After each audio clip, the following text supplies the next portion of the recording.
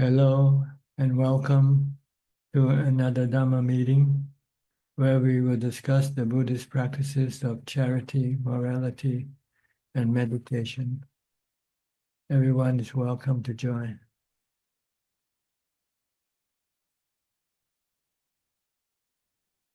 We're waiting for our first participant. This should be coming in soon. Okay, Maria. Hi, Maria. You're the first person in line tonight. Hello, Tanajan. How are Where you? Good. Where are you now? We are in Japan. We are in Kyushu Island, and I have also other people in my group. They also want to listen today. Okay, привет. Привет. Yep. Привет. У вас вопрос есть? Uh-huh. They want to ask a question. Yes, go ahead. Как работает медитация с точки зрения физиологии, и есть ли здесь что-то, такая подоплека, какая-то другая, которую невозможно объяснить? Можно ли объяснить, эффект просветления только физиологией? He is asking, when we practice meditation, can we explain the effect of meditation from like scientific point of view, like what happens in the brain, like neurobiologically, or when a person becomes enlightened, does it mean that like from biological point of view, also like the brain functions in another way? Well, see, the mind is not a physical entity. So you cannot use any physical instrument to measure the mind. Mm-hmm. What you measure is the effect of the mind on the body, on the brain, but not the mind itself. Some people say that when they meditate and they put on Apple Watch, and Apple Watch will tell them that they were sleeping. But in fact, they were not sleeping, they were meditating. But the effect on meditation and sleeping is similar. So that's what Apple Watch measures, the effect of meditation on the body, on the brain. So you cannot use any physical instrument to measure, to gauge the mind. Only way to gauge or to measure the mind is to meditate and use the mind itself to measure the mind, use the mind to gauge the mind. When the mind becomes still, then the mind will be able to see itself clearly. Mm-hmm. So just keep meditating. Mm-hmm. Sure, Go ahead, you want to translate to him? Давай потом. I will translate later. Okay, fine. She also wants to ask a question. Sure. То самое, а не иллюзия ума. То есть как отменять? How to understand that you have found the truth and it is not the illusion of your mind? Well, the truth in Buddhism is the truth of suffering and the cessation of suffering. This we can tell. When you have stress, there's suffering. And when you can stop the stress by your practice of meditation, then you know this is true. See? She understands. Thank you. Okay. I have a question about practice. Like now, I'm very much busy with the group. We go to different parts of Japan, and sometimes I try to practice, like watching my body movements, but I'm too distracted because there are so many things to do. When I do Anapana, I become more concentrated. But is it advisable to do Anapana just during daily activities or only sati? If you can do it, you can use Anapanasati for mindfulness practice also, if you like. But it will be hard because your breath is very difficult to see or to feel. It's easier to watch your body or use the mantra Bhutto, Bhutto, Bhutto to stop your mind from running all over the place. But if it works for me, that I can observe. Fine, you can use it. Okay. Thank you very much. Is that all? Yeah. Where is your next destination? We go tomorrow to Yakushima Island, and in 3 days I'll be in Nepal. Then I'll be more than 1 month in Nepal. You plan to visit the Buddha's birthplace, Lumpini? Yes, of course. Yeah, we go to Lumbini. We also go to Namo Buddha. It's the place where in one of his previous life, Buddha gave his body to the tigress who wanted to eat your tiger cubs. I see. Mhm. Okay. Enjoy your trip and see you maybe next week if you have any Yeah, yeah. question. I will try to join. Thank you so much. Very nice to see you Okay. again. Okay. Bye-bye. Okay, bye. Next, Kek Yenso from Penang. Ajahn, good evening. No question, Ajahn, just to send a pay respect. Yeah. Okay, we'll go to Al Sosim, also from Penang. Do you know each other? No, I don't No. know. Good evening, Ajahn. May I report my homework? Last week I did 3 days self retreat at home. Then on the first day I did 6 hours meditation on the same spot. The first 5 hours were good because I went into samadhi. Then when I went for toilet break, I came back, I still went to samadhi. But the last hour was a bit difficult. I couldn't focus on my breath. So I did a Subha meditation. I did Metta Bhavana. Then I did some chanting. Then later I did Budo until the end of the hour. Then after I came out from the 6 hours, my mind was very clear and I had a lot of energy in my body. I don't feel tired at all. That's good. Do you like this kind of practice, sitting in one place, staying put in one place for 6 hours, trying to restrain your cravings to do things? I think it's good. It's better, I think. Then It forces you to use mindfulness and meditation to deal with your cravings. yes. Then after Good. my self-retreat, I think my mindfulness is more natural and better. But you need to keep up with your practice though. Anytime you let go of your practice, you can lose what you have gained. So to maintain what you have gained, you have to keep continuing practicing. You just have to practice more and more, not less and less, if you want to advance. Okay? Okay, thank you, Chanajan, for your advice. Practice till the last breath. That's what we say. Okay. Don't Thank stop. you. Don't give up. Okay. Thank you very much. I'm very grateful for your advice. Okay. Next, Philip from Malaysia, Kuala Lumpur. Hi, good evening, Tanjan. Don't have any questions in particular. I'm just here to listen in. Okay. I'll go to Tommy. Last week he couldn't enter.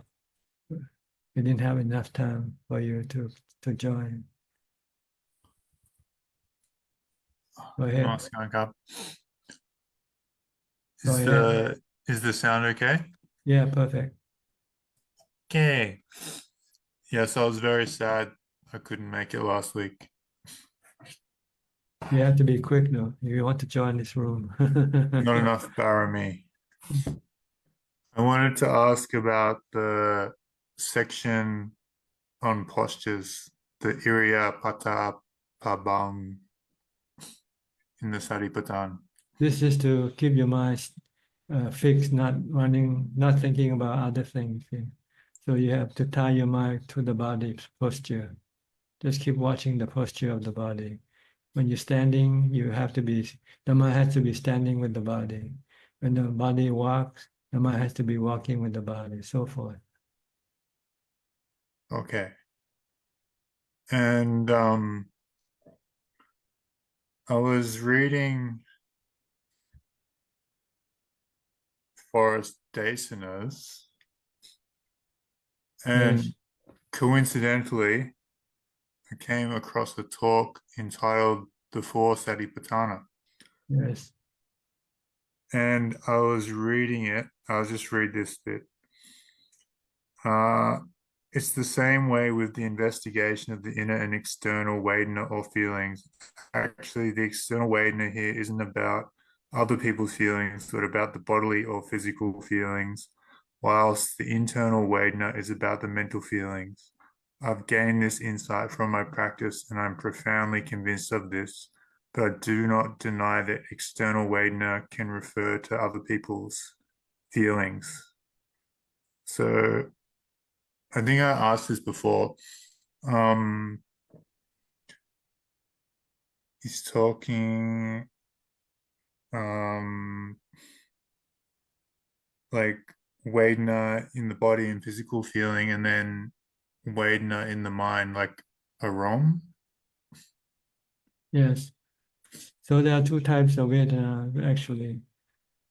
The physical one and the mental one. Physical is like when you're hungry, you have bad feeling. When you're full, you have pleasant feeling. But even though when you're having this physical feeling, you can have a different types of mental feeling. You can feel at ease, or you can feel uncomfortable. You can be high or low mentally, while the body could be either pleasant or unpleasant. So there are two types of feelings, really. And how does this relate to the Anapanasati and the posture section? No, it has nothing to do with each other. The posture section is for the development of mindfulness. So why this is the practice of vipassana, to understand that these feelings keep changing. Sometimes it's pleasant, sometimes it's unpleasant, sometimes it's neutral, physically or mentally. And when's the right time to take up that contemplation?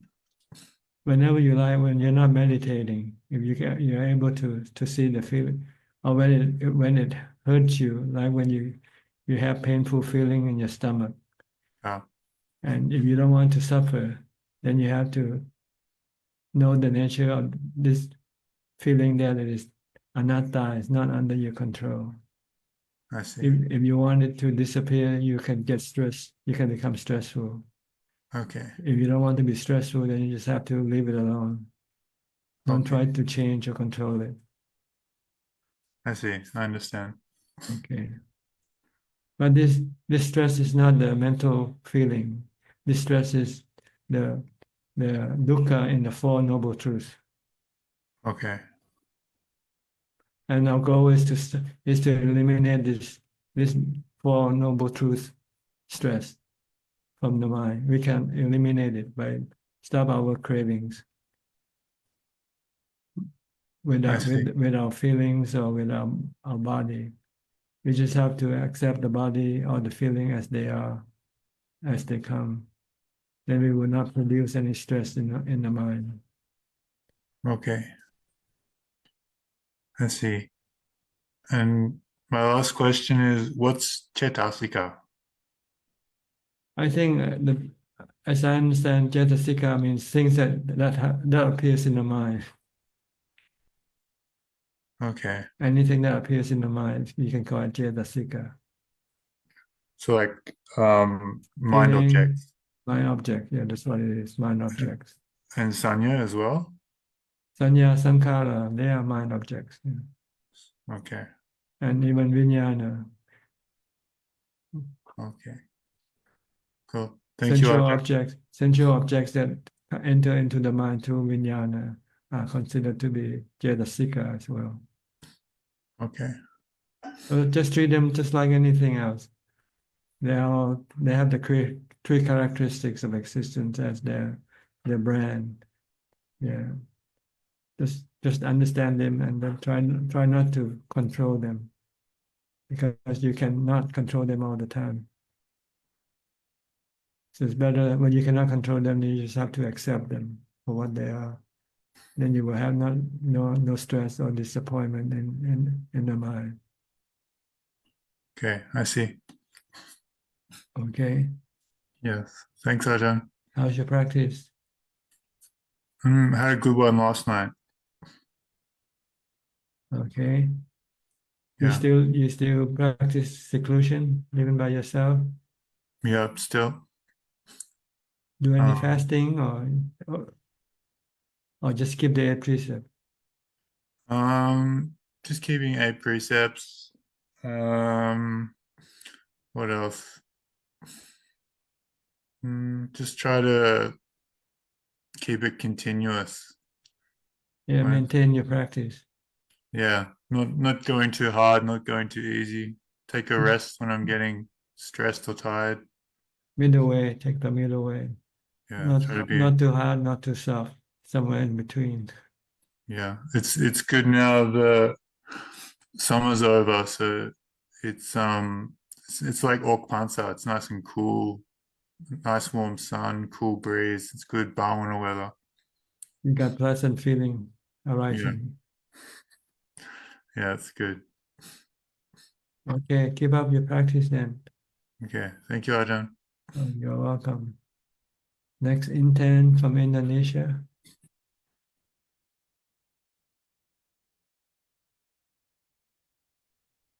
Good evening, Prajan.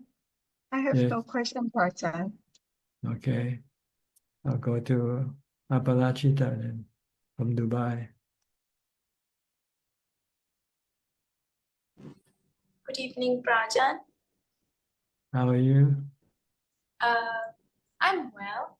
I feel actually quite settled with my new routine, and You find it more conducive to your practice? yes, and also in a strange way conducive to teaching yoga. Like it seems to flow easier, That's good. which is an interesting Maybe discovery. your mind has less distraction, so you're Yes. able to more to teach more. That's good. And then I had this question. So I do value teaching along with my practice. So in the long run, if I want to really go deep and sort of teach well,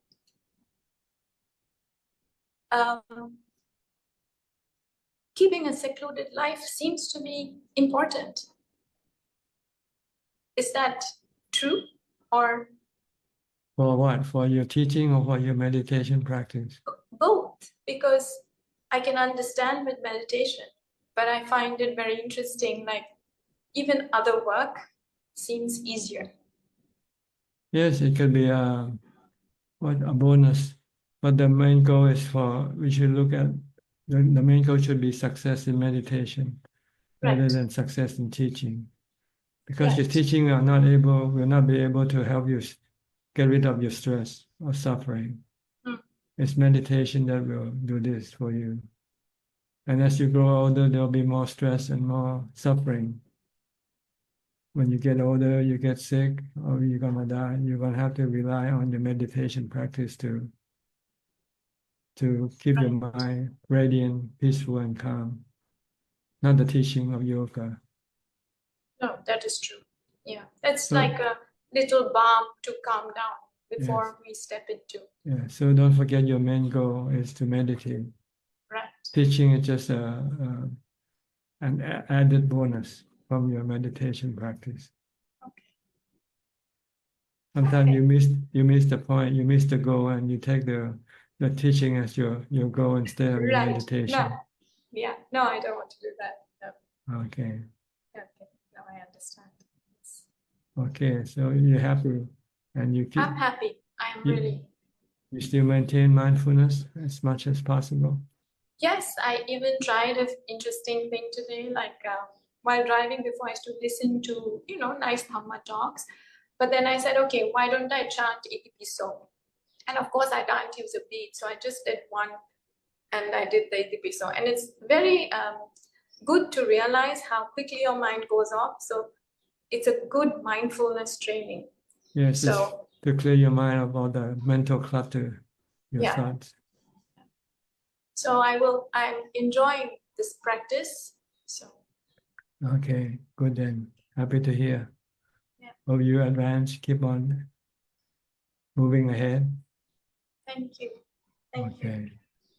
Next, Gary from Singapore.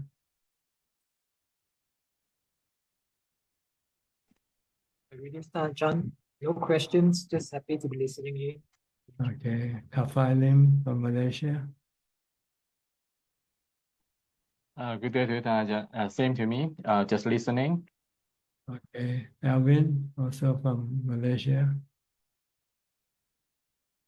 Suchart, Ajahn, no question, just pay respect and listening. Okay. Suchi from the UK.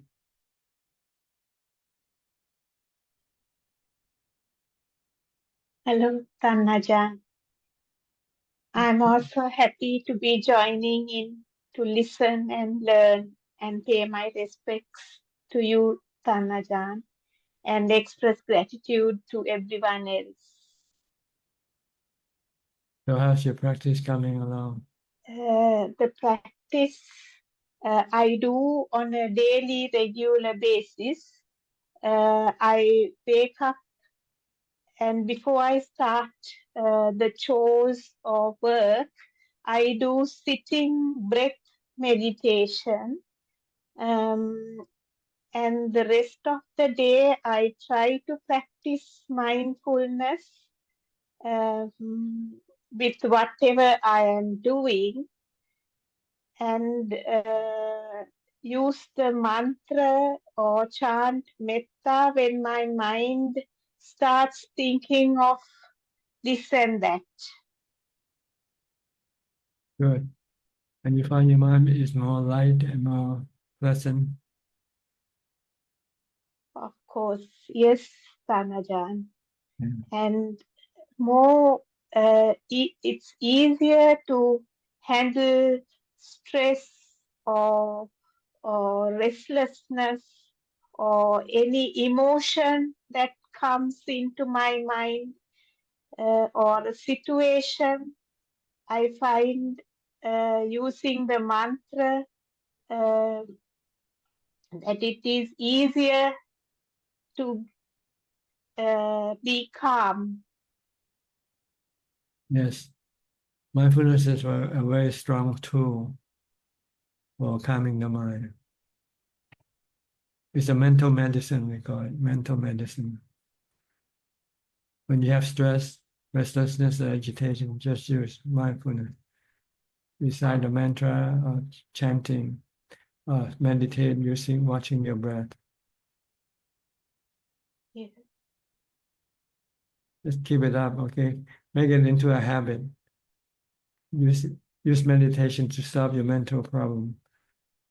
Don't take any medicine for it. Like, you don't need any medicine, like tranquilizer and whatever that people use. Yes, Because you can become addicted to the medicine. And if you overdose, then it can be harmful to your body. Yes, I'm determined to keep this going Okay, good. and improve. You have any Because at this question? moment, sorry, Go ahead. at this moment, I am not able to observe the 8 precepts presently, but I'm hoping that I will be able to. You can do it slowly. Maybe pick one day of the week to do it with. You don't have to do it every day yet. And you don't have to do all 8. You might want to just start with 6 and add to 7 and 8 eventually. Okay. Thank you, Ajahn. Thank you. I have to think about that. Yeah, that's an idea for me. Thank you. Okay, you're welcome. Thank you, Ajahn. Okay, next, Rohini, also from the UK. You both know each other, right, Suchi and Rohini? No, I don't know. Okay. Good evening, Ajahn. How are you? Fine, thank you. I have no questions, but I just want to let you know that I continue to practice and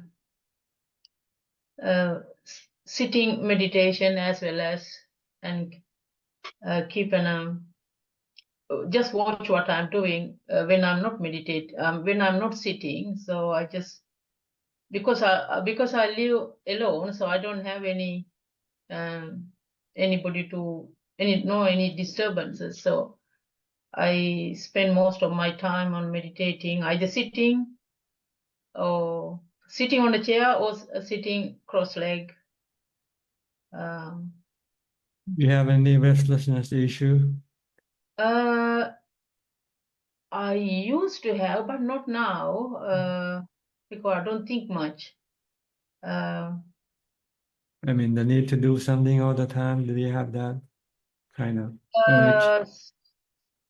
Sometimes I think I feel a bit worried because I really want, but I think I want to get into fourth jhana, but I'm not really there yet. So I think I'm too, yeah, that worry me a little bit.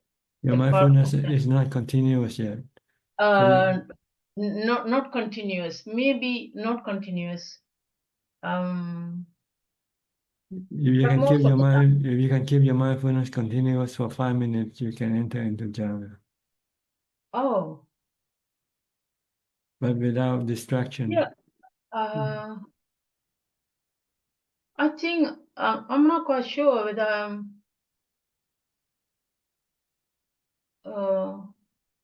Try it. Just try to say, yeah. see if we can recite the mantra Bhutto for 5 I minutes feel like that, without. but I don't.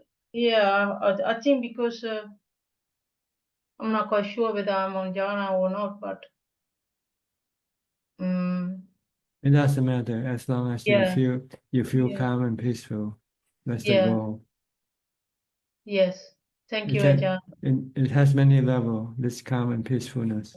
So just keep doing it and the mind will The thing become more is calm and more peaceful. the features that Ajahn described, I'm not getting there yet. So no nimitta but I feel calm. My mind Okay. is so, yeah. Mhm. Thank you, Ajahn. Thank You're you. welcome. I'll go to Oregon now, to Steph. Hi, Steph. Hi. I don't have any questions, just happy to be here. Thank you. Okay, no thought, no anything to offer. You've been doing your talk last week when you talked about the soap bubbles and just continue that into the week. Life is like soap bubbles. Why cling? I don't know. I feel really good. A lot of practice. We're all like soap bubbles. Yeah, what's the point? One day we'll be disappear from this earth. I was cleaning and I watched a soap bubble go across and then it fell into some water and I was like, oh, you didn't disappear. Now you're part of the whole, I don't know, just so, my practice is going on. Just let go, don't be attached, and then you will have no stress. Yes. I'm feeling that way. But you have to do your work. You have to do your duty or whatever you have to do. You got to be a mom. I got to be. But just don't be attached. It's just a role playing, really. Yeah. It's a game. Yeah. Okay. Okay. Good. Thank you very much. Next, Lynn from Indonesia. Good evening, Tanajan. Hope you are healthy. Yeah, how are you? I'm very good. I got one question for tonight. So when we enter into samadhi, do this Vedana Sanya Sankara stop functioning, leaving only the vijnana to function? Thank you. I think all the four namakanda stop temporarily, leaving the knowing alone. The knowing is the other property of the mind. This knowing is constantly knowing, but it's just not obvious or apparent because it's been blocked by this other,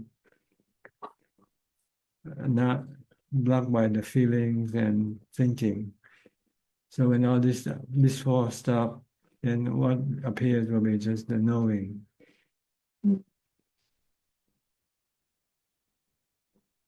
So knowing can be set as the sixth element. No, the knowing is the fifth property of the knowing element. The knowing element has 5 properties. It can think, it can feel, it can remember, and it can receive information from the sensual organs of the body. Mm. And it also, but this 4 function, the thinking, feeling, receiving of sensual objects, and remembering can stop temporarily. When this stop, then what remains is just the 5th property, which is the knowing. Mm. This knowing is constant, it's always there, all the time, always on. But we just don't see it because we are distracted by the feeling and the thinking. So we never see the knowing. We only see the knowing only after these 4 other functions stop temporarily. Then you see the true nature of the mind, which is merely knowing. This one is never off, never on, it's always on. But the other 4 comes on and off. Thinking comes on and off, feeling comes on and off, or changing, keep changing. But this knowing is always knowing, always on. Because without it, we won't know anything. we won't know what we're talking about without the knowing. But we're just like the earth element. The earth element doesn't have this knowing ability.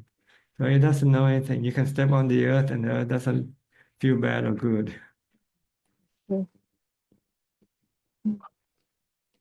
So this is the knowing element is a special element. It has 5 special properties. So in order to stop them permanently, we need to be... You cannot stop them permanently. You cannot stop this.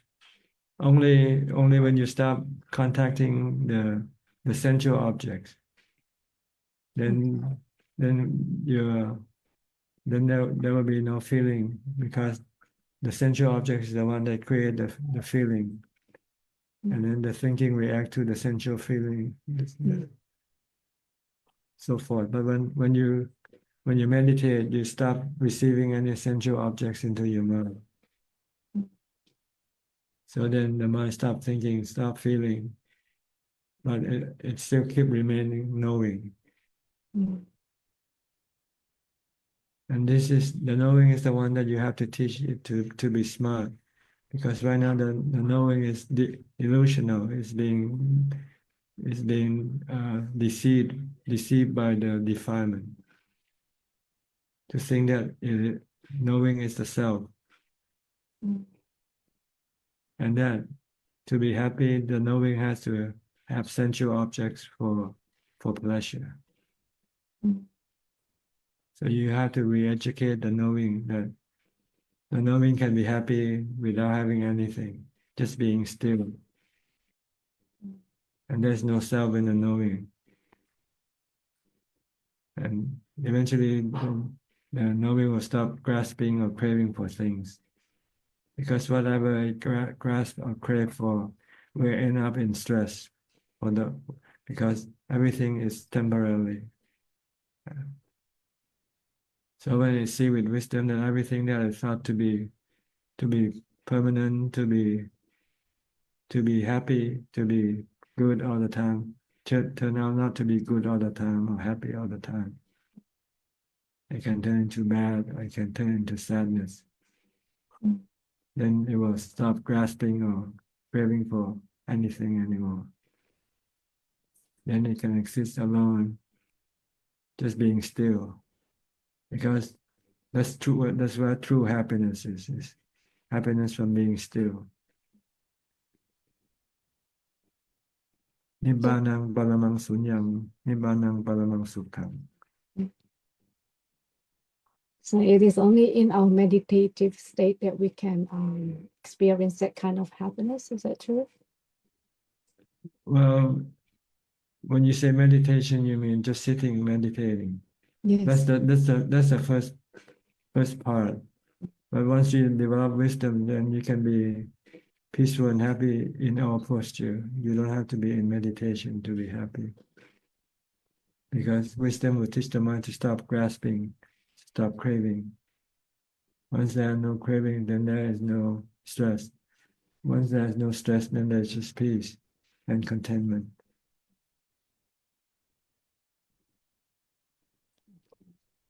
But first you need to develop peace by the mindfulness first.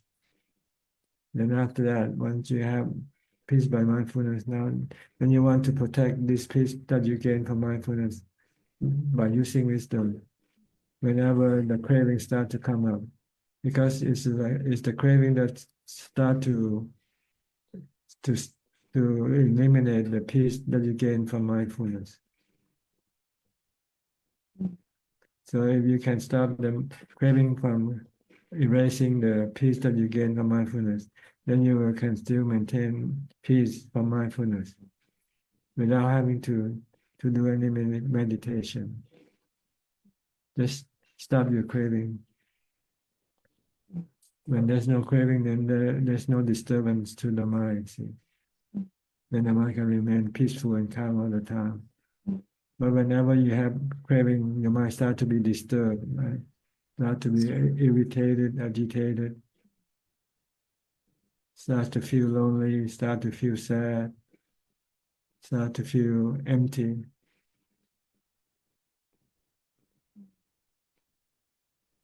So you have to stop your craving whenever your craving come up. By seeing the objects of your craving to be anicca, dukkha, anatta. That they give you more suffering. It's better to do without them than to have them. When you have them, then you have to deal with them. Then you will have to worry about them, feel sad about them when you lose them. So the goal is to teach the mind to live with nothing. To have nothing is supreme happiness, the Buddha said. Nibbānam balamam sunyam.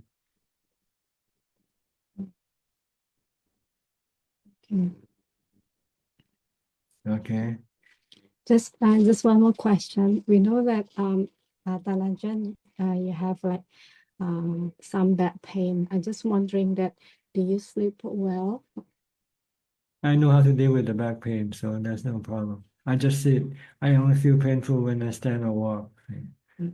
So I only walk until I feel painful, then I stop and sit for a minute or so.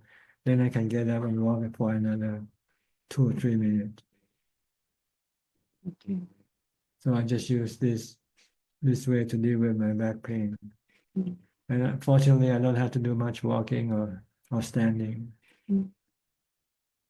I can sit for hours talking to you and feel no pain. But as soon as I stand up and walk for 2 or 3 minutes, the pain starts to develop. Mm. Then I have to sit down. I try different methods. I try to use massage, try to use, all sort of thing. Mm. But it doesn't seem to work. Mm.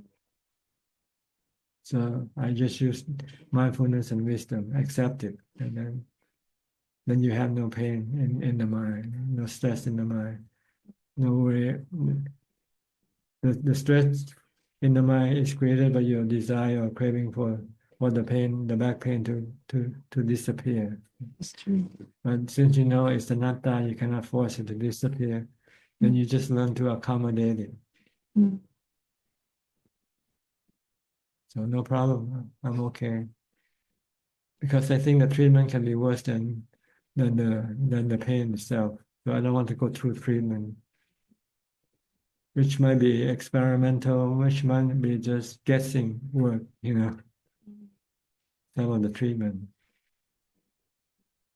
So I know how to deal with my pain. So there's no need for me to take any medicine or go to take any medical advice. So no problem. Okay. Yeah. Thank you so much. Hope you are well, Ajahn. Well, thank you for your concern, though. But yeah. Yeah, you have set a very good example for all of us. So thank you so much for your teaching. I'm very grateful for that. Thank Yeah, you. we can use the mind to treat our mind better. Once there's no stress in the mind, then the pain of the body doesn't matter, doesn't bother the mind. Okay. Okay, thank you. Thank you so very much. Okay, next, Marco from the Netherlands. Hi, I'm seeing you for a while. Hi, Ajahn. How are you? Yes, it's Fine. been a while. All's well. I wasn't able to join on the last 2 weeks, mostly due to work, the settings being completely available. So I prefer to sit more in private. Sometimes I can work from home, sometimes I can't. But yeah, I do miss these talks, and I do miss hearing the Dhamma. I have a question. In one of the talks with my wife, so we like talking about Dhamma often. I made a comparison, and I would just like to see if that way of thinking is erroneous, yes or no. So my understanding from the seed of becoming, could I compare that to the inherent sense of self-preservation, of wanting to keep existing, to survival, the mode of survival? That's one form of cravings that cause your stress, your suffering, your mental suffering. Yeah, so Because, if we, sorry, because go you ahead. cannot achieve your craving to survive, to live forever, because the body is temporary and it can only last for a few years, and then it will have to dissolve. So it's delusional to crave for living forever. So if I compare that the delusional view of wanting to survive, right? So being afraid of death. If you look at animals, have that very strong, and humans have that strongly as well. Is that then fed by ignorance, by avijja, by the That's seed of right. becoming? Yeah. That's right. But when you study the Dhamma, then you start to have wisdom. You start to see that the body is temporary. Then you change your attitude. Say, instead of wishing it to live forever, then you start to accept that you cannot live forever. Then this will reduce the amount of stress from trying to stay alive. Better just to accept the end of life whenever it comes, than try to fight it. Because you will never win, you'll lose. Yeah, it feels counterintuitive. It feels like when you're actually losing, if you're being born again. So it's better to accept losing. Yeah. To be a loser but sometimes it's the way to deal with the stress in the mind. Once you accept to be a loser, then the stress will disappear. The anxiety Expectations and go worry will away. disappear. True. So, and another question I had, and something that I noticed when meditation has been going well afterwards, it feels like the mind's more clear and things seem to be coming clearer in as to how things really are. I know that Tanajampanya once explained it. It's like the difference between knowledge and wisdom. Knowledge is something you would learn, and wisdom is something you would really know. It would be true. Is it true that what we see as knowledge is more tied to the brain, and what's truly wisdom is more tied to the chitta? I think they're both from the chitta. Not the brain has no ability to. But see, knowing is more intellectual. Knowledge is more intellectual, but wisdom is more practical. It comes from real thing. When we talk about suffering, this is just intellectual. But when we have stress, this is real, So this is knowledge. This is wisdom. And if you can get rid of your stress, then you have the wisdom, you have the ability. But when we sit here and discussing about stress and how to get rid of it, this is still intellectual, not real. But we need first to study the theory, then apply the theory in real time when we have stress. Yeah.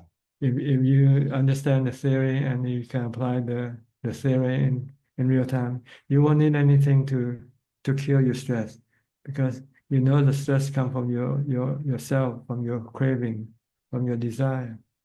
And all you have to do is to stop your desire by accepting the truth. Sometimes we lose something and we feel stressful, sad, we want it back. But when you look at the truth and say, well, you'll never come back what you lose, Why can't you just accept that? Once you accept that, then your stress will disappear, your sadness will disappear. Sometimes we forget because our reflex is always on the side of craving. So whenever stress comes up, our reaction is to create more cravings. Rather than to stop the craving, we tend to use new craving to create more stress without knowing it. Yeah, it feels like solving a problem with a new problem. That's right. It's like I said to Lynn just now about solving my back pain by trying to treat it with some medicine, you know. Yeah. And the treatment becomes a pain in itself because you have to travel back and forth to the clinic and do whatever you need to do. Yeah, true. And one of the things I noticed also because of the situation at work is that all the things that used to agitate me and make me feel less peaceful, it seems to be getting easier now to see that I'm really causing it myself, which is actually funny if you think about it. Not funny when you experience it, because when emotion comes in, it doesn't work to. I mean, I'm not able to at this point in time to have sufficient mindfulness to not feel that emotion at that point in time. It happens, and then I do cling to it a little bit, but I do see that it's caused by myself. So I guess that the whole trick is to lose that ignorance and understand that everything that is being experienced is just because I'm experiencing it, because I'm building it, I'm making it, and it's not there. It's just an illusion. But accepting that that's an illusion still has that feeling of, but what's left then? And I think that that's one of my hindrances still. What's left then is the question. Yes, you need mindfulness to be able to stop your emotion. Wisdom alone is not able to. Wisdom only tells you the cause of your emotion. But to stop your emotion, you need wisdom. You need mindfulness. You have to still the mind with mindfulness. So you have to practice mindfulness all the time until you're able to stop your mind anytime you want. Then you can stop your anger anytime. You can stop your craving anytime. Yeah, and that's the thing. So now my craving is mostly wanting to progress more. You have to stop that. You have to stop that also. It will start to create stress in yourself, in your mind. But if it doesn't create any stress, it's okay. It's always okay to be ambitious, but not to the point of causing any stress to you. True. That's the thing. It's a comparison that I start to make. Like, okay, I've been doing pretty intense training now, intense practice now, and still I'm not where I want to be. And then the question is like, but where do you want to be? If you want to be somewhere, then that's already the problem, right? That's right. Yeah, you want to stop you want to stop going anywhere. Yeah. And I'm running to get there. Yeah. It's like chasing after your own shadow. Exactly like a dog after his own tail. Same story. Yeah. I keep going. Why doesn't the tail stop? Thank you, Tanajan. Is that all you have for today? Yes, Tanajan, thank you. Just pay my Okay. respect. Thank you. Good to see you. Next, Kok Seng from Singapore. Good evening, Prajan. Yeah, this evening I just like one is a reflection of last week talk. You were telling Cole from California about the question of departments coming back after a retreat, and I can relate to that. And you give the metaphor of school is over and therefore the departments will come back. So, and this is something which I can relate to because I have similar experience also. In the retreat, everyone is very mindful, keeping the precepts. So once the retreat over, then the disciplines tends to slacken, and then so this is something that I can relate to. Yeah. So Praja, may I just ask, so sometimes at home, how can we have that kind of discipline like what we had in the retreat when we have peer pressures to make sure that we maintain our mindfulness, and at the same time we have a supervising teacher to make sure that we are on that we are on the ball. So how can we do that at home when we are all by ourselves? Then you have to act yourself as a teacher, as your peer, as if somebody is watching you all the time. And think that your teacher is watching you now, and your friends, your peers are also doing the practice. So you cannot go slack. You have to keep on doing. And the best incentive is to look at the result from your practice. You get result when you practice mindfulness. But when you don't practice, then you don't get any result. So it doesn't matter whether you're on retreat or not retreat. Just think yourself that your life is a retreat. Every moment of your life is you're living in a retreat without knowing it. If you want to advance, if you want to progress on this path, you have to look at every moment of your life as being in a retreat. Okay.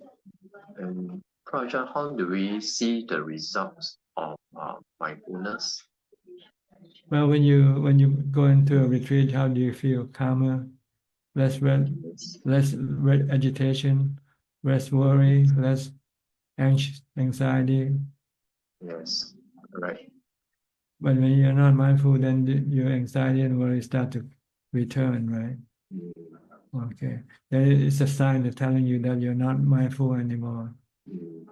So you have to quickly regenerate your mindfulness by reciting Bhutto, Bhutto, Bhutto, Bhutto. Okay. Whenever you feel stressful, it's a sign telling you that you're not practicing mindfulness anymore or wisdom. Sign of stress. Okay. Yeah. Prajan, may I also ask, usually from 10 a.m. to 12 noon, I have actually scheduled myself to sit down for meditation.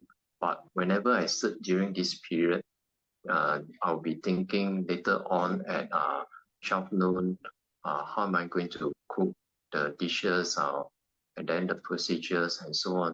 So sometimes I may sit until instead of sitting for 2 hours, I may only manage to sit for 1 hour. Then I find that I can't focus any further, and I just stop my meditation and go to the kitchen and start the preparation work. So any advice from Prajan, how do I manage this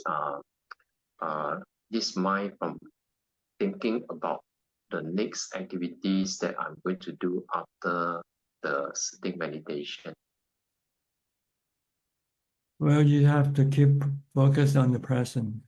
The next activity is in the future. So tell yourself that you're not there yet. So don't think about it. Think about now. What are you doing? What are you supposed to be doing? You're supposed to be mindful of your breathing. Just keep watching your breath. Don't go to the future. Don't go to the past. Stay in the present. Stay with the work at hand. Okay. So I will tell my mind, Come back. come back. It's not time for cooking yet. It's time for meditation. Okay. Okay. Yeah, I will try it out. Okay, good enough.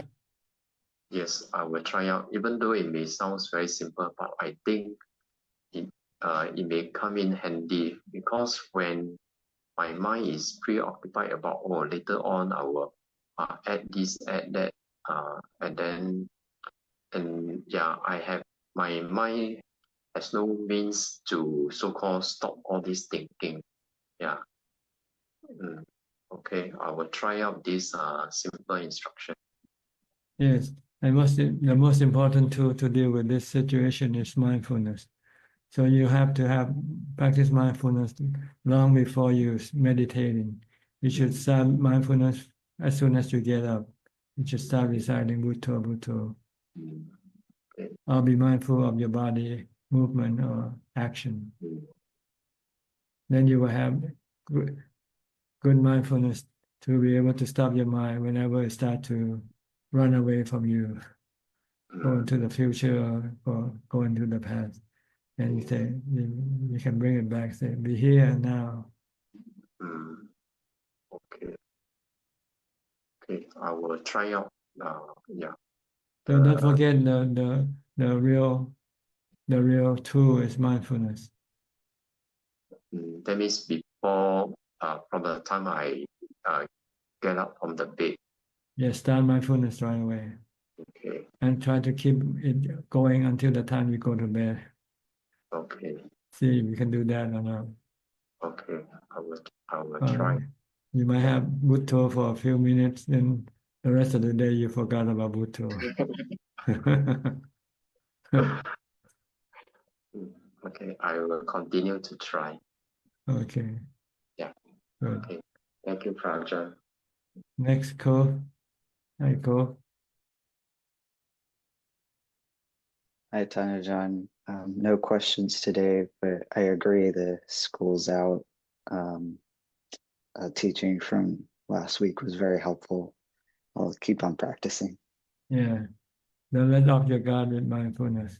Maintain your mindfulness all the time, wherever you are. The Buddha said mindfulness is always important, ever important, regardless of where you are, what you do. You have to be mindful all the time. If you can do that, then you can expect advance in your practice, progress in your practice. Okay. Yes, I will try. Thank you. Okay, next, Justine.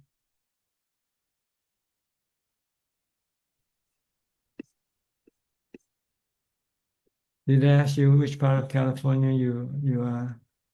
Yes, I'm in California.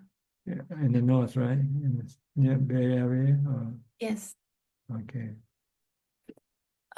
So ever since I came back to the States, I try to maintain mindfulness whenever I can. Last week, I developed some kind of samadhi, some level of samadhi by being mindful.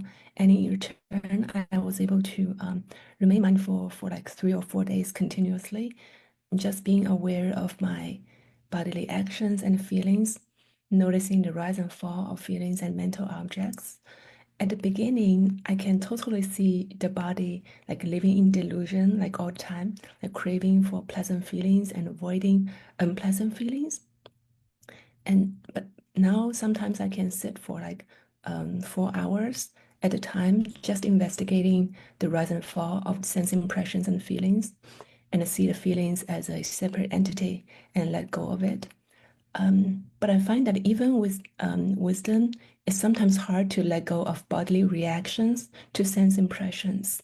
So, for example, if there's when I go shopping, if there's background music in the store, and the body has a tendency to take every step according to the rhythm of the music.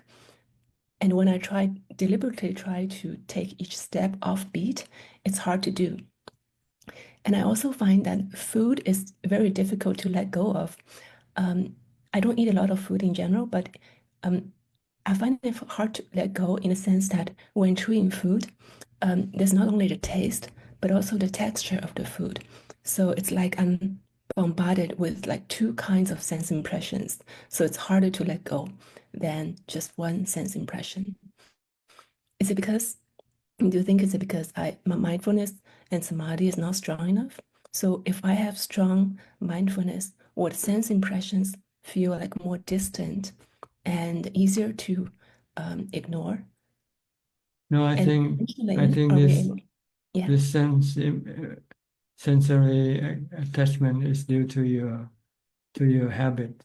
You've been used to use eating or food to be a form of of pleasure for you, sensory pleasure for you. You should re-educate your mind, tell you that the purpose of eating is just to maintain the body, not for sensual pleasure. So try to reverse the process. Try to eat something that you don't like, but still useful for the body. So you have to re-educate. If you live as a monk like me, you cannot choose the food you want to eat. And even sometimes you have some food you can choose. If you practice with your teacher, when I was at Wat Banta, I could not choose any food to go into my bowl. Ajahn Mahabodh said all the food should go into each bowl without any discrimination. So you just don't have a choice. You just have to eat what you are given, and then this will eventually start a new habit for you. Just to be able to accept any type of food, just for the sake of filling up the body. That's all. That's the purpose of eating, not for the pleasure, but for the purpose of maintaining the body's heat. Yes. Okay. So say the Buddha taught the monk that every time before we eat, we have to contemplate on the reason for eating. Not eating for pleasure, not eating for embellishment of the body, but we eat to get rid of the hunger that arising that caused by the lack of food, and to keep the hunger away for a while. That's the sole purpose of eating. So it doesn't have to be any pleasurable food or not. And sometimes it's better to eat unpleasurable food because you want to reprogram your mind, change your habit from being attached to a certain type of food to not be attached to them anymore. By not eating what you want to eat, because when you eat what you want to eat, you become attached, you become addicted, and you want to keep eating the same food again and again. But as monks, sometimes we don't have any choice. And if we cannot eat the type of food we like, sometimes it can become stress in the mind, unhappiness in the mind. And this might be able to cause somebody to give up the monkhood entirely and go back to eating the way they used to eat before. Yeah, I'd love not to eat, pleasant food. And because when I remember you said before, when we practice to a certain level, we need to test ourselves by being in the jungle and see how our heart reacts to danger. And now I think, it's even possible for us to test our level of wisdom by exposing ourselves to Unpleasant feelings things. and see if we don't crave for it. Yeah, you have to use this food challenge as a test to your wisdom and your mindfulness. Can you eat something you don't like? If just the purpose is to fuel the body, is to get rid of the hunger of the body. Then try to eat something that you don't like. See, don't eat the food you like. That's the purpose. At Wat Banta, Ajahn Mahabodh doesn't allow monk to choose food to put into the bowl. He let the monk to put the food in each of the other monks' bowl. So we should deliberately train to eat food that we don't enjoy. That's right. Okay. Or if you enjoy the food, you can. If you get all the food that you enjoy, you can make it not enjoyable by mixing them all up in a bowl before you eat it. Because all this food will be mixed in the stomach later on anyway, right? So why not mix everything together, put in a mixer, put your food, whatever you're gonna eat in the mixer and mix it, and then eat it, see? Then you will never be attached to this type of food anymore. Then you'll find that you can eat anything eventually. Yes. My other question is about the knowing element of the mind. You mentioned earlier that the knowing is always there, but it's not self. So I wonder, if we are not knowing, can we let go of it? And is it even You cannot impermanent? let go of knowing. Knowing is part of the knowing element. It's part of the nature, the property of the knowing element. But the knowing element has no self. This is like the earth element. Does the earth element has any self in it? Water element has any self in it? No, there's no self, right? So there's no self in the knowing element. But the thinking due to delusion create this fiction, self, fictionalized self in the mind. And the mind start to believe it, that to be true, when in fact it's not true. And you find when you meditate until your mind becomes calm and still, then you stop thinking, then the fictional self also disappear. All that is left is just a knowing. That's the real thing. That's the real property of the mind, not the self. The self is a fictional property created by the delusion of the mind.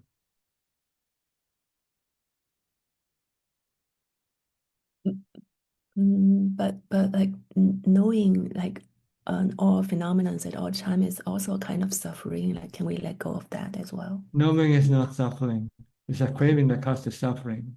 You should know without craving. See, that's the purpose of practicing, just to eliminate cravings, desiring, wanting, and just to be merely knowing. Knowing doesn't cause suffering. It's a craving that causes suffering. Okay, thank you, Ajahn. Next, Alfredo. Hi, Sao Paulo. Wake up. Alfredo, can you hear me? Yes. All right. Still I'm in sleeping? country. What time is it Oh, now? 10 o'clock it's in Brazil? 11 11 11 already. a.m. Uh-huh. Yes. It's almost noon Winter already. is beginning. I see. Okay. Yes. So you The like winter? housewife You like is winter better here. than summer? No, I prefer summer, no, but to practice winter is better. Winter is Not better. friends, not other people's. The people not invite me to his house there, but I live alone. You have rains also in Brazil? You have lots of rain? Now is winter, is beginning winter, no, but Yes, but do you have rainy season in Brazil or not? no, the better is summer, no? Yeah, no rainy season in Brazil. Yes, 4 seasons, no? Autumn, 4 seasons, normal. Now is more. When do you get rain then? When do you get rain? All year round? Yes, rain a lot rain. When Here a lot rain. during summer or during winter or during spring or during autumn? Both. All the time. Rain a lot in Brazil. It's raining a lot. All year long. Very hot rain that afternoon. Very cold rain less, but rain too. It's very many accidents of cars and motorcycle. Rain is very dangerous. No, not the rain. It's not danger. It's the lack of mindfulness is the danger. People drive without mindfulness. Oh yes. My mindfulness is different. My mindfulness is out of Patika Samupada, out of the samsara body, out. No like and dislike, only upeka. Okay, only knowing. Only knowing. No like or dislike, no craving. Yes. But my head is not so good. It's not good, but my head is a lot of problems. Karma, ne Bante? Karma, problems. Yes. Body is like this. It get sick and die eventually. Yes. Anicca, body is anicca, anatta, no self. It's not you. The body is not you. Yes, yes. You're not the yes, body. Yeah. yes. You're the I user. don't have a. You're the user of I the don't body. have. Yes, I don't have a good family, né, but my family have many problems. Né? My father died. My mother have Alzheimer for 30 years. Many problems in family. When we don't have a good family, it's more difficult to your head. It's okay, né? But I had a lot of karma, bad karma, né? Problems. Is a problem. In Brazil, many families are separate. It's very problem. Pessoas, bad people that rain. Not have families live in good teachings in house, né? But That's right. They like good teaching of the Buddha. yes, They, yes, yes. They don't have loving kindness.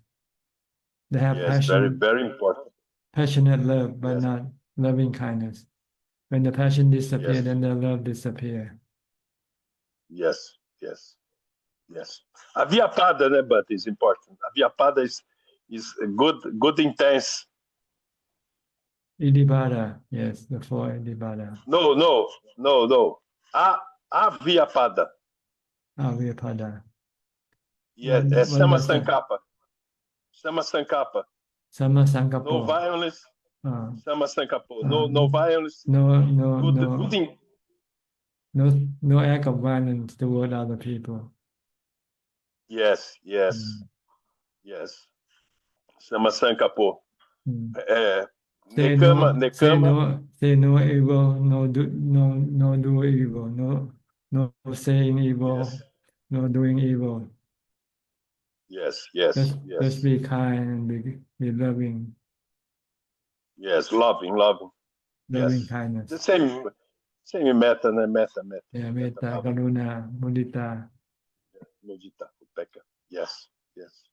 Sama Sankappo is very, very good, né? But the Sama Sankappo is a guide, guides to us, né? But yes. If people follow the Buddha's teaching, the world will be living in peace.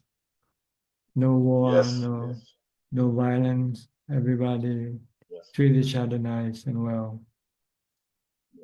Passaggi. Okay. Passaggi, tranquility. Mm-hmm. Yes. Okay. Anything else? No, but. Okay. The samsara is continued. Yeah. You have to stop it. Oh, yes. Okay. It's my Good goal. luck. It's my goal. Okay. Good luck to you. For you too. All right. And Myanmar, but good notes to Myanmar, but Myanmar. Birmania. Burma. Burma, Yes. yes. It's about earthquake. Burma, Yes. you have noticed. Yeah, what? You have about Burma. Having information about Burma? No. Yes. Do you have? No. About the monks, the Theravada monks? I heard they have good monastery for meditation practice. Yes. They have the Sayadaw tradition, Maha Sayadaw tradition, which is well known, called insight meditation, I think. Yes. Metta to them. Okay. Right. Okay. All right. Thank you. Goodbye. Thank you. Next, we in Czech from Vancouver. Greetings, Greetings, Ajahn. I like the mindfulness is the mental medicine. I like that one. Yes. If you have mindfulness, you will not have any stress, anxiety, or worry. As soon as you feel stressful, you just keep reciting Bhutto, Bhutto, Bhutto, or do some chanting. Then after a while, the stress will disappear. If you want the stress to be permanently disappear, then you have to use wisdom. Oh. by accepting the three characteristics of our existence. That everything is temporary, everything subjected to change, everything will eventually fall apart. And you cannot control them. So you accept them. When you accept them, then you don't have any stress or worry about them. Yeah, I get to see a real life example because like I never I've never seen somebody that can truly accept illness like Tan Ajahn, like your back pain. If I can because I've seen so many people that has Yes, most people don't like pain, see. yeah, and Nobody like pain, any type of pain. yeah, So as but soon as pain arises, they'll try to find some remedy for it right away. yeah. But sometimes the remedy can be more painful than the pain itself. But at first time I see somebody that like totally I feel that it's as if you have no pain. I don't have any pain now. If I'm sitting, there's no pain. It's only when I stand or walk. I know it's easy to say, but I think if it happens to me, I won't be like this. It's easier to say than done. That's what my point is. But anyway, yeah, like Lynn was saying, you really set a good example for us, like because yeah, this is like a real life example that I totally can see. Like wow, it's possible to be it's possible to be this way, like to be totally like it's like no pain at all. Yeah, if you can accommodate pain, you solve a lot of problems for yourself. You don't Yeah. have to worry about medical insurance. You don't have to worry about anything, you know. Just solve your mental problem, that's all. Get rid of your mental pain, then the physical pain would not bother the mind. It's so much easier to say than done, but when you see it like in real life example, like you see, it's more, it has a deeper impact on me, anyways. Like, but yeah, it's sometimes we forgot that you have pain even because because of how you present, right? You can't like this is like totally like I don't know how to explain, but it's real life teaching for us anyways. Like yeah. Yes, it's the real vulnerable truth. Pain is the That's the wisdom. birth, aging, sickness, death. This is the real thing that we have to learn to accept them. Once we accept them, then there will be no stress. I see how the real life example of somebody uses the mental medicine that Buddha taught us and apply it fully, and it totally cures everything. I think it's like wow, it's very inspiring. I mean, the pain doesn't go away, but the pain don't bother you. That's all. Yeah, but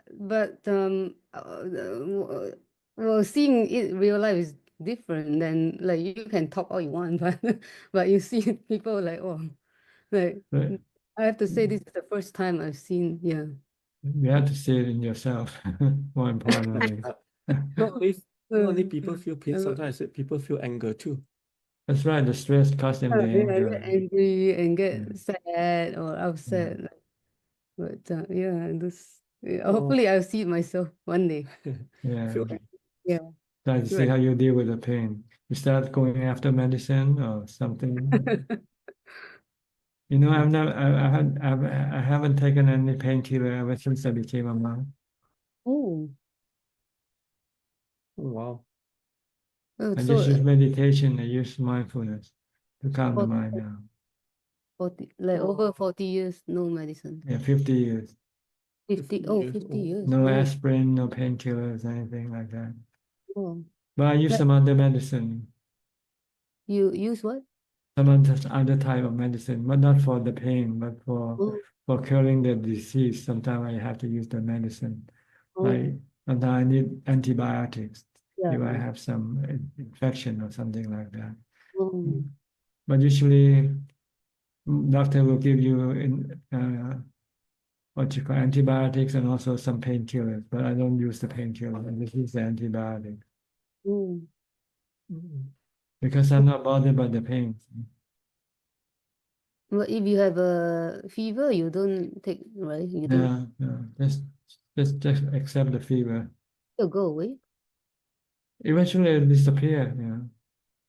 It doesn't last forever. Like you get a cold for 4 or 5 days and it'll disappear. You get fever for a day or two, it disappear.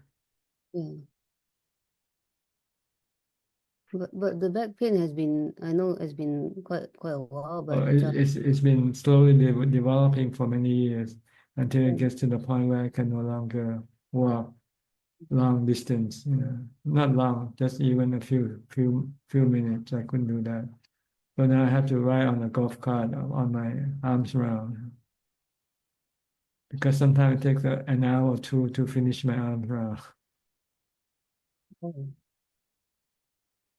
Especially like were there a lot of people on Songkran?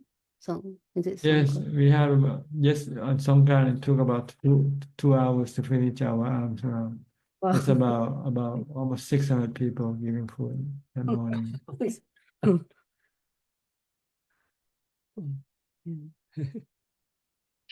Okay, any question? Yeah, a question about Vitakka and Vichara. So Vitakka is when I start recite Buddha, right? But how about Yes. Vichara is Vichara is knowing that you are reciting. knowing, okay. So we need these two. You need to, when you're watching your breath, you watch your breath, then you know that you're watching your breath. Watching your breath is Vitakka. Yeah. Knowing that you're watching your breath in or out is Vichara. If I lose mindfulness, meaning that I don't have Vitakka and Vichara anymore. Yes, when you have aimless thinking about this, thinking about that. It's not considered Vitakka, Vichara, because Vitakka, Vichara means you're thinking about just only your meditation object. But when you start to thinking about business, thinking about taxes, thinking about this is not Vitakka, Vichara. That's called worry. Yeah. It's restlessness and agitation.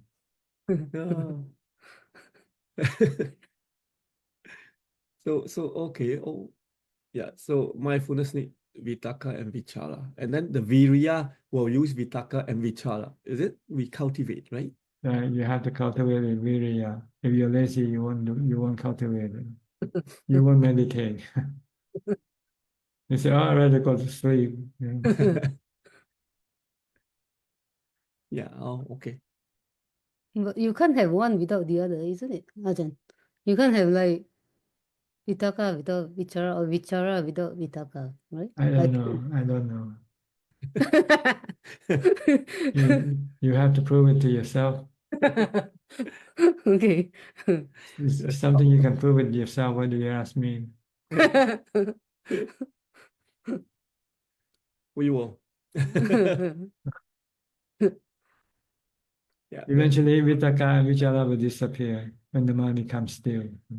Then you have Ubekkha. That's when you enter the fourth jhana. Then Vitakka, Vichara disappear. Piti disappear. Sukha disappear. And replaced by Ubekkha or contentment. And afterwards, then investigate, right? Like No. This is samadhi. Investigation is something that you decided on. It's not part of your meditation practice. Your meditation practice is to get to ubekkha, to get to stillness of the mind, and try to keep it still for as long as possible. you know it when you get there that you don't want it to leave. You don't want to leave that state of mind because it's the most marvelous state of mind. And if you get to that stage, then you're ready to give up your wife, your husband, your business, and everything, and become a monk. Because you know that being a husband or wife or having a business will not give you this type of experience. If you haven't got to that point yet, then you cannot yet leave your wife or your husband or your business. You have to rely on them to keep you happy. But if you can replace them with ubeka, with peace and contentment, then you don't need anything else. You can live alone, live empty-handed. Except for the basic requisite of life, you still need to maintain the body with food, shelter, clothing, and medicine. But as far as the mind itself is concerned, it doesn't need anything anymore. Doesn't need sensual pleasure, doesn't need anything. It just wants to be alone and peaceful and happy by itself.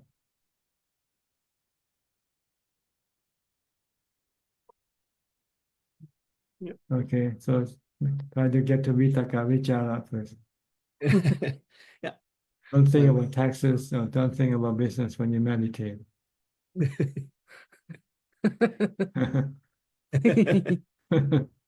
Yeah, when we get there, we'll give you a call. Okay.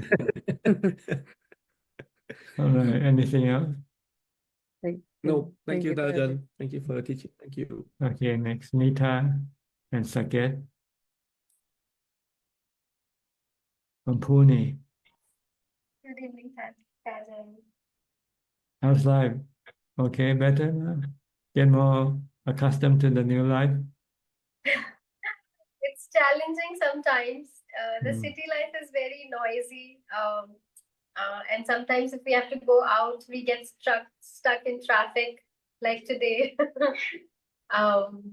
So it's challenging, and it's good to observe the emotions that arise. There's some anger that arise, and there's the knowingness that there is anger. And then it passes away also. So it's interesting to watch it. At the same time, sometimes I feel like going out in the secluded area, in the forest area, just leaving the city and just going out on a retreat.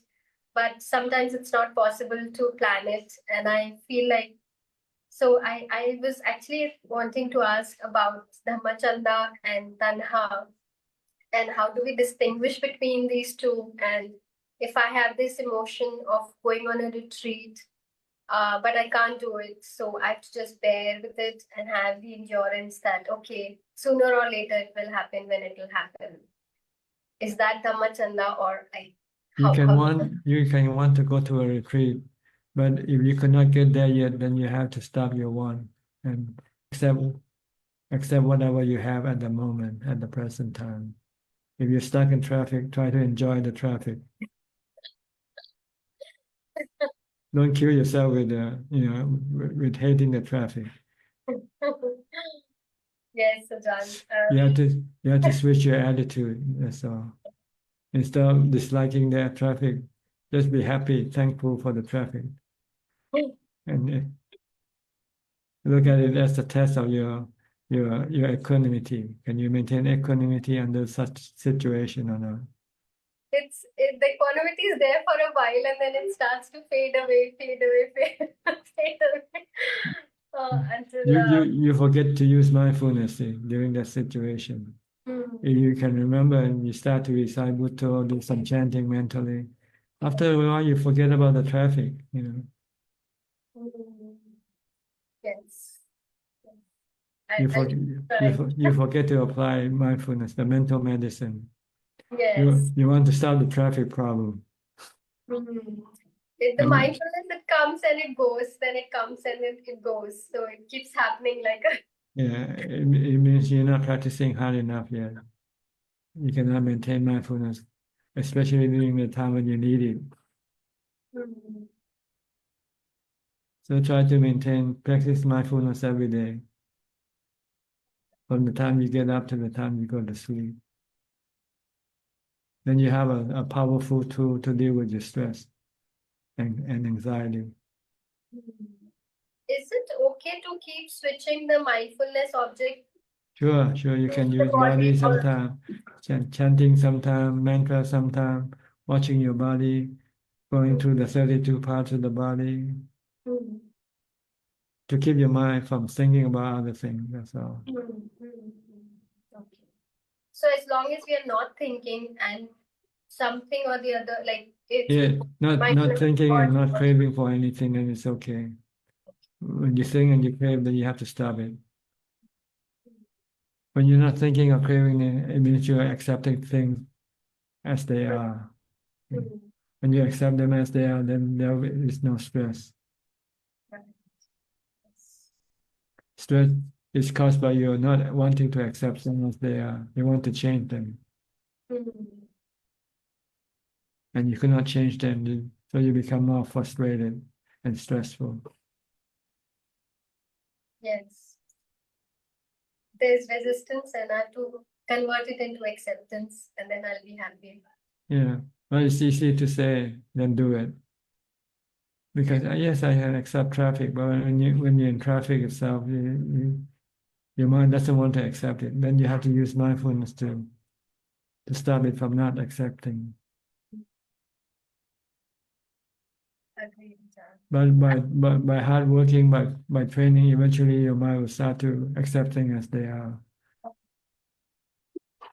It's gotten better. It's gotten better from the time we came in January. There was a lot of resistance. Now Yes. that there is a little acceptance, sometimes I don't hear these voices, but sometimes they get on to me. Yeah. So you have to try to keep your mindfulness at hand all the time, nearby. So whenever you feel restless or agitated, use mindfulness. And during the day, Prajan, is it okay if I'm practicing mindfulness, but there is less of formal sitting meditation because of random reasons? It depends on whether you can or not. If you can, it's good to sit as much as possible also, because your mindfulness will be more intense and your mind can be more calm and peaceful than not sitting. Mm. But if you cannot find the time or the situation doesn't allow you to sit, then you just have to use mindfulness. Right. Oh. Thank you. Okay, Yes. you're welcome. And Saket? Namaskaram, Rajan. I had a question about a relative of ours, actually, I want to ask on her behalf. A week and a half ago, Neeta and I attended a funeral, and it was their sister who had passed away. And they reached out to us and asked that they are keen to know more about Buddhism and practice more about Buddhism. They're not in a place where they can pick a book and read it, but they wanted to know what's a good way for them to learn about Buddhism. And I was just wondering, what would your advice be? Can they access the internet? Yes. They can go to the website called Access to Insight. This is a good Theravada source of information. Okay. Access to Insight. Yes. Okay. Right. Dot something .org or something, I'm not sure. Yes, I've visited that site. Yeah, that's a good site to start learning about Theravada Buddhism. Okay. And given that they're in India, would you suggest that they attend some YouTube course or listen to some talks or maybe take the Shila or precepts or any other advice besides visiting Access to Insight? If they cannot yet practice on their own, then they have to rely on some instructor Yes. Yeah. to teach them how to do it properly. Okay. But it's so simple, practice mindfulness. You don't just know how to do it. Keeping the precepts, just know what the precepts are, and that's all you have to know. So I don't see any reason why you have to go online courses for this thing. You can study on your own. When I started studying Buddhism, I studied with books I got from Sri Lanka. And I just read books and I find it useful. I wrote for more books, until eventually I started practicing meditation on my own, keeping the precept on my own. I didn't have any teacher. I didn't have any group to practice with. I just did it all on my own. Yes. Yeah. So if you're smart enough, you can do it on your own. But if you're dumb and you're not able to do it by yourself, then you might need somebody to teach you this. Yes. Yeah. Yes. Maybe we can do some activity along with them, like taking the precepts or some simple mindfulness meditation, following some guidance online or something, just so they can get started, and then encourage them to continue with the Shila and mindfulness and But you have to be careful not to push them. They have to want to do it.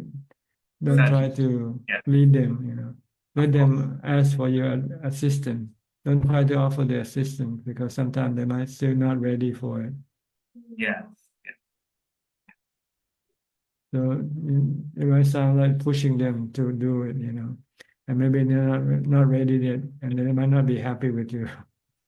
Yes, certainly, Rajan. Yes. So don't try to do anything. Just leave them alone and let them make the move first. If they want to, help. If they don't say anything about it, then don't offer anything. Yes. Yeah, they have reached out to us asking, but definitely we will make sure that we are not giving too much information and just Not overdoing. Not overdoing. Not trying to. Not try to push them. Because people sometimes don't feel like people to push them. They want to go on their own. Correct. Certainly. Okay. But if they ask you for assistance, yes, then you can offer them. Yeah. Certainly, Rajan. But don't try to say, oh, you should do this, you should do that, but maybe they're not ready yet. Right. Okay. Certainly, Frajan. And also, just to share, Frajan, you'd given me some good advice about working with my mom, where I felt that I need to be stern with her, etc. And you'd shared that I should just be available when she needs help. And actually, that advice has worked very well. And many of the things that I wanted to be stern with her, she herself is coming up and saying, can you help me with so and so? And that has been very, very helpful. And she is also improving in health, in fact. So thank you very much, Rajan. Yes. Sometimes you forget your role. Instead of being a servant, you want to be the master. Yeah. So when you become a master, your mother's not happy because she has to be a servant to you. Yeah.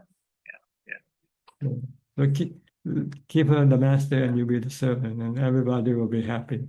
Yeah. You both will be happy. Okay. Thank you very much, Rajan. But sometimes you can easily forget though because of your concern, your worry. So be always constantly telling yourself you're the servant, okay? Whatever you're gonna say to her, think first whether you should say it to her or not, or do anything to her or not. Yeah. Either wait for her to ask you, or you can offer your assistance. Okay? Can I help you with anything? Yes. Okay, good. Thank you, Frajan. You're welcome. All right. Next, Belinda from Singapore.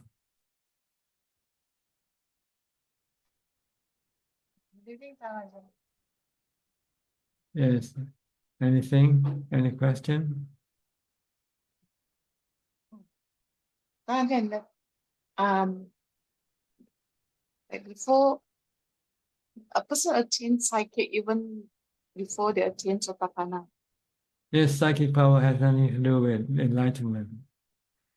There are people with psychic power long before the Buddha became enlightened. It's a psychic power that comes from meditation,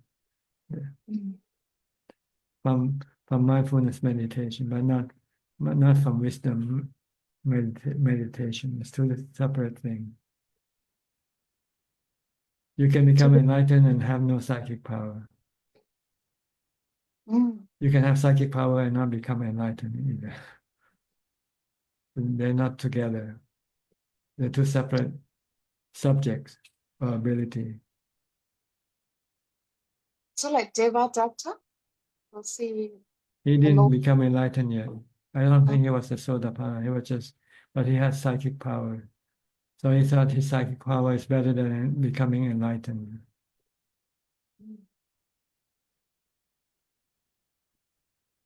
So this delusion blocked his path to enlightenment.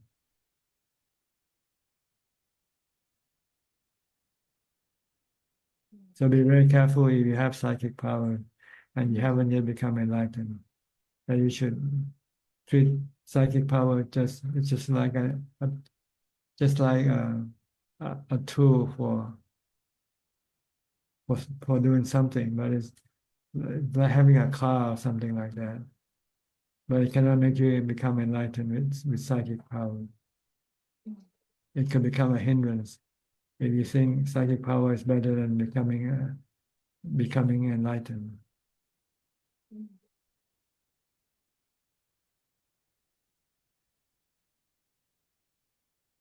Do you have psychic power? No. No. No. Okay. Okay, then there's no worry then. Then you don't have to worry about it. So people Just with psychic, concentrate may on not. your mindfulness and wisdom practice. So if someone who has psychic power, they may not keep the precept, no, Tanya? Is that okay? I don't know. They usually have to keep the precept because when they meditate, they need the precept to support their. I'm not sure. Unless they have from the previous life, they may not need the precept to develop psychic power if they already have it. And maybe it makes them complacent and don't think that the precept is that important for them. So they might break the precept anytime they like. Once we attain Sotapanna, it's unlikely to break the precept. Now you see the very importance of the precept. You see the consequence of breaking the precept. It will send you to hell, send you to becoming animal. So we need to reach the first level, Sotapanna. That's right. Once you become a noble disciple, you will never break any precept. Even to protect your life, you rather give up your life than break the precept. So if you have no food, you will not go steal some food to eat. You rather starve to death.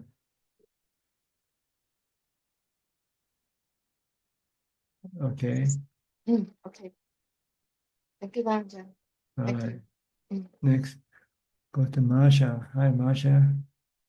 Haven't seen you in a while. Yeah, yes, it's been a while. How I'm are you not sure. doing? I had kind of a rough streak the last couple of weeks, and I was losing touch of that separation between the mind and the body. But every time I would do the sitting meditation, I find that it's very easy for me now to separate it out so that the body just sort of becomes a shell. And then the mind, I'm just watching the mind, and I can sort the thoughts and the feelings and develop a concentration with some equanimity. I was thinking about what you said to one of the other participants about the you know, when you get that meditation experience and then you feel like you know, don't need your partner, don't need your life, and could just, you know, live as a monk, renounce everything. I don't think I've had that yet. That really intense experience of the fourth Yes, jhana. that's right. You haven't practiced it hard enough yet. How would you practice harder? What All the does that? time, do it all day and do nothing else but meditation and mindfulness. Walking meditation, sitting meditation. Just do meditation all day long and stop all other activities. And except the activity of maintaining your body. Mhm. But all the other activity you want to eliminate if you can. If Mhm. socializing with other people, if you can eliminate that, get rid of it. So you can have more time for your meditation practice. Mhm. If I you're think as working, you might want to quit your job if you can afford to do so. yeah, I'm actually pretty lucky in that I live with my daughter. So some days I'm just here all by myself all day. The little kids go off to school, everybody else goes off to work, and I'm here at home with the cats. But I find, you know, sometimes I don't want to do the practice either. It's like, Because your defilement comes up and you want to do some sensual pleasure instead. well, not even that, like just not wanting to do anything.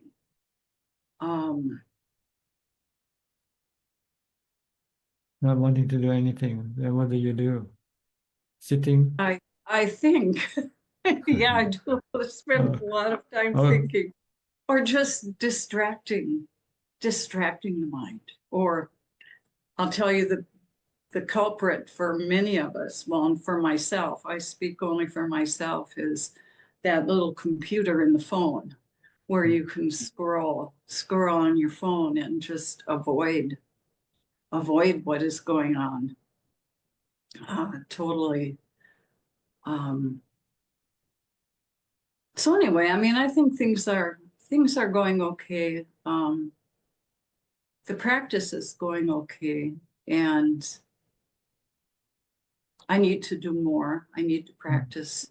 You still rely on some external source to keep you happy, like the phone, for instance. Well, and there's no happiness in that either. It's just a distraction. Yeah, it's a form of eliminating your dissatisfaction, really. Yes. Yes. So it's a form of craving. I guess maybe we could call it that. Yeah, as long as you rely on something, it means you crave for something.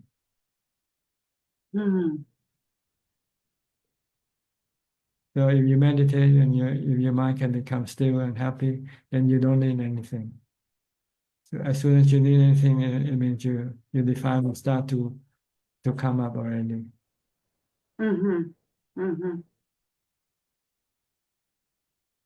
So Okay. instead of picking up the phone, go back and meditate, do more meditation instead. You have a choice, which choice you want to make.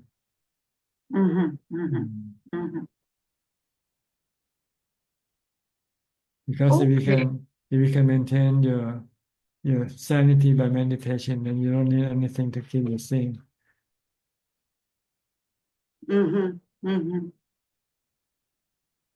Okay. Because because if you rely on some external source, and if someday you cannot get it, then you feel terrible.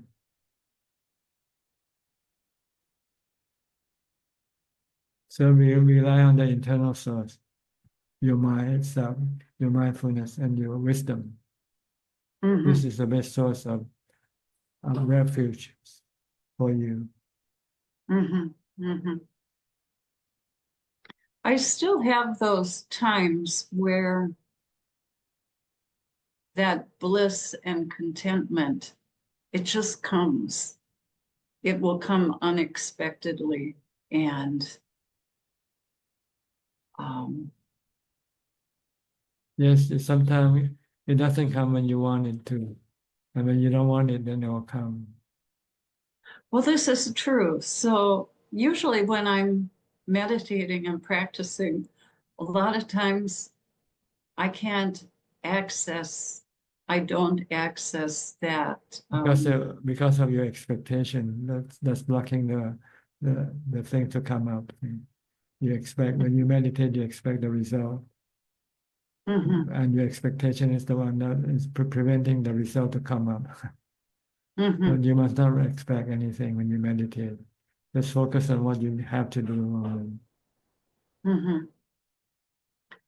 At the same time, Then, go ahead. Then when you don't have any expectation later on, it comes up. See?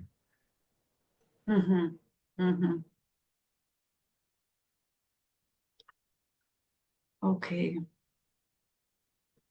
In my meditation, however, it's becoming really clear exactly how to do it.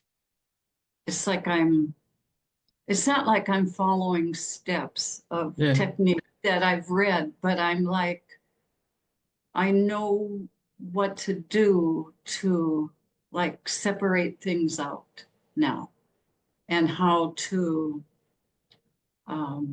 like work with the breath to make it more comfortable, actually, just by accepting whatever is there. And it's like I'm able to sort what's happening, and then to a certain level of concentration. Maybe you could speak a bit on what does it actually mean to be concentrated in the meditation? And are there different levels of that? To be concentrated only on one object only, and not be distracted by any other objects. Your mind doesn't go away from your object of meditation. Just to stay focused only on that object alone. This is what we call concentration. And if you can maintain this concentration long enough, then the mind will stop thinking, become empty, become peaceful and happy. Then you don't need to do anything at that point. You have reached the point of stillness, which is the goal of meditation, to get to that point. Then you find peace and happiness and contentment in that state of mind. And then all you have to do is just try to protect it by not allowing your thoughts to come up. Should they come up, you should stop them. Then you can remain in that state for a longer period of time. Eventually, your mindfulness might not be strong enough, or your concentration might not be strong enough to stop your thoughts. Then the thought will then start to lead you out of meditation. Maybe I should get up, and maybe I should go have a drink or have a cup of coffee or something. If you want to go back, you have to restart your mindfulness again, your concentration again. But our defilement is still quite strong. It still wants you to go have a cup of coffee, take a look at the phone, see who's calling you or not, so forth. But if you realize that this is not good for you, what is good for you is to go back to meditation. Then you have to force yourself to restart your mindfulness concentration again.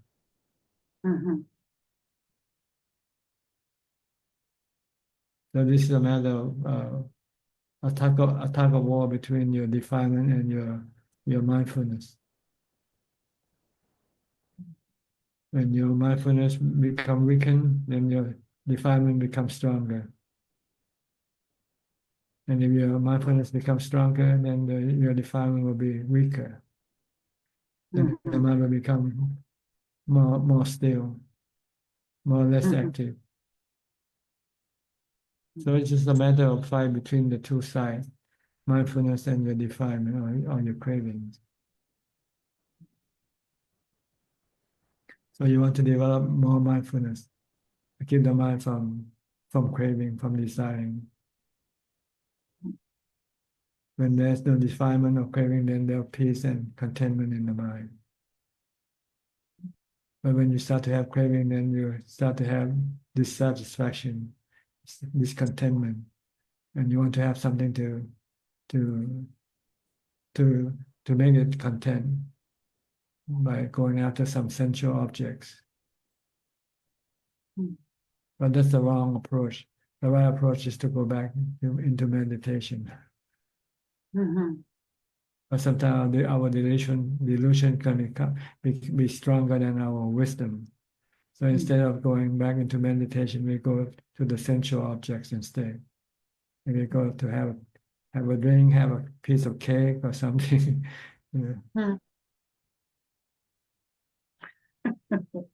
Yeah, yes. I can relate to what Mandy said earlier about like shopping and hearing the music in the supermarket and the craving for foods. All of those things, very, very real things for those of us like out here in the lay life. That's why people exist. They depend on sensual pleasure in various forms. Watching movies, going out, playing or play games or anything, drinking or eating. These are sensual pleasures.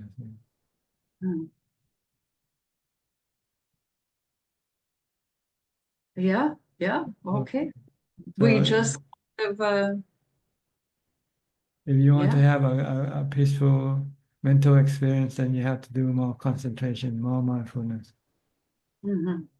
Even before you sit and meditate, we should be practicing mindfulness all the time.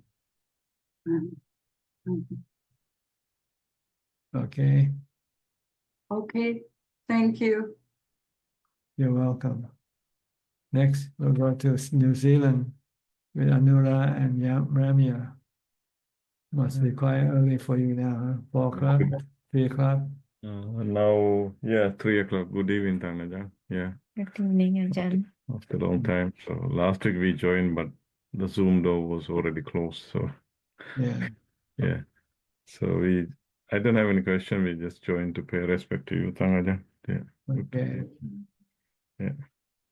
And you, Ramya, same? I'm a little bit unrest these days because my sister is really unwell. She lives in Sri Lanka. So, You're not doing any traveling during this time? I'm going to visit my daughters. In Sri Lanka or where? No, They live in the North Island of New Zealand. During Easter we are planning to travel and then visit our daughters. So yeah, that's it. Yeah. But no meditation retreat plan for you yet. I did online retreat. Online. Yeah. Actually, you can do that. It's easier than traveling to the retreat site. So. Yep. Yes. Yeah. Now nobody's at home. Yeah, it's only 2 of us, so it's more like a monastery now. Good. Yeah. Okay. Good to see you. Yeah. Thank you, Dhamma. Thank you. Take care. Next, Nining from Indonesia. Yeah, Ajahn. Ajahn, I have a fish pond. I raised a koi fish from baby since 2016. So the koi now it's 9 years, very big. Actually, the koi for me, I mean, I don't rely on the koi to make me happy, but in fact, they need me. I mean, to taking care of them and also to feed them. So based on Dhamma, is it wise? I mean, can they become a hindrance for my practice, Ajahn? What do you mean? What The do koi, I, the coin? What do you mean with the coin? I don't understand the coin. koi, fish, pet, koi Pet. fish. Pet. Yeah, I have a fish pond. Oh, okay. You should get rid of it because it takes away your time for meditation. Mm. If you don't have no fish to look after, then you have more time for meditation. Yeah, but actually the pond is modern, so I don't have to do anything with the pond. You still have to look after it though. Yeah, to feed them. Mhm. But if I give the koi, since it's big, yeah, almost 1 meter, not everyone can taking good care of the koi, and also not everyone can have the suitable pond for them. So is it? I mean, I'm afraid of bad karma if I give them to anyone else and then they die. You just release them into the water, into the stream, the river. Let them Koi live fish freely. cannot, Ajahn, koi fish is they are very sensitive, cannot live in the they should live in the very clean environment. Okay. Then you're stuck with it then. That's why they're now 9 years. So because actually they don't bother me at all. If I leave them 14 days, it's okay. They can still alive because my I have a good and modern fish pond. But if I Can you yeah, imagine if you die today, what's gonna happen to them? yeah, that's it. That's why I don't want to have to do bad karma, Ajahn. That's why I'm stuck with them actually because I'm afraid if nobody can taking good care of them like me, so they will die. I'm afraid of guilty feeling, but it hasn't happened yet. I know, but I'm afraid if I give them to anyone else. It's the same thing as when you die today, who's gonna look after them? Somebody will come and look after them. Yeah, but if with my intention I give them because I want to practice more, and then they die, do I do the good? I do the bad karma or not? You didn't cause them to die. It's the person who you gave it to. If they don't look after them, then the one who responsible for their death. So I should choose the good people for taking care of them. Definitely, you don't want to send it to the restaurant where they can. Okay, Ajahn, that's why they are very big. That's why I stuck with them actually. Yeah, but they don't bother my practice. Okay, if they Actually. don't bother you, then don't worry about them. Leave them alone. So just rest them until they die. Okay, yeah. Okay, yeah. Okay, thank you. Yes. Yeah, thank Okay. you. Next, Christine Koe from Penang. Ajahn. How are you? Okay. Good. This round I never follow my friend go to visit you, but my family members will be visiting you in coming weeks Okay. from Penang. I'll look, A large or big group. I look forward to seeing them. Yeah, then I will ask my family to do Dhamma, how do I say that? Namakama. Navakama. I'll ask them to help me. Okay. Do the donation to you. Then Tanajan, I have one very good experience that I would like to share my homework to you. At once I was eating my meal, then out of sudden my mindfulness kicked in, then I cannot feel my taste of my food, and I only see my movement of my jaw biting. Then the grid of the kilesa stop, and out of sudden I can feel that actually we eat is due to our greed from the heart, and we has been fooled by the kilesa. and my stomach is totally not hungry at all. At that moment, I can really understand the Dhamma so well. I feel so wonderful. Yes, you should eat only to get rid of the hunger but not eat for the pleasure of eating. Yes. And we are so, I mean, I feel so stupid for all this while. I just feed my mentality thought that, I enjoy or everything. Actually, it's not good. Yes. Yeah. Don't do it again. Try to eat food for the sake of maintaining life of the body, not Yes, for the yes. pleasure. Yes. And you should not eat the food that you like. Try to eat the food that you don't like, so then you won't be attached to the food. Yeah. And the feeling and all the thinking mind, all the feeling, everything is pulling us to keep us on and on, round and round within the samsara. Suddenly I feel I so happy with the Dhamma, I realize. Yes, good. Yeah. You're in the right direction. I don't know why I feel this few weeks and this few months understand the Dhamma is so well. It's like keep coming in like that. The mindfulness. Yes, the more you listen to Dhamma, the more you study Dhamma, then the Dhamma will start to become more obvious to you. You It's start to the see Dhamma. the Dhamma more clearly. Yes. So keep up with your practice, keeping up with your study of the Dhamma. Yes. Okay. Yes, I will. Thank you. Thank you, welcome. Sadhu, Tanajan. Next, we'll go to Kunjup now for more questions from email.